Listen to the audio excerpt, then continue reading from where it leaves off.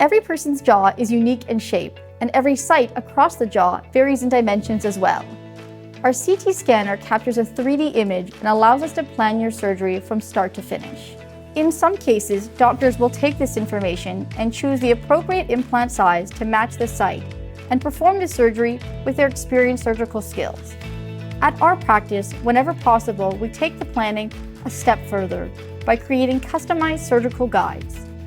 With our on-site dental laboratory, our technicians and doctors work side by side to pre-plan your entire case from start to finish. A digital impression of your teeth is taken and merged with a 3D X-ray. The final implant crown or bridge is then designed and the implant position planned to match. This ensures the implant is placed in the ideal position to align with the new teeth ahead of time. All this is then translated into a 3D printed surgical guide that ensures precise implant positioning.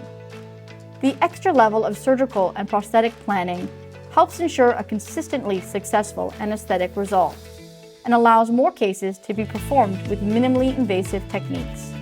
The guided technique also allows for the fabrication of teeth in a day, where non-removable temporary teeth are attached to the implants the same day of placement, eliminating the need for removable dentures.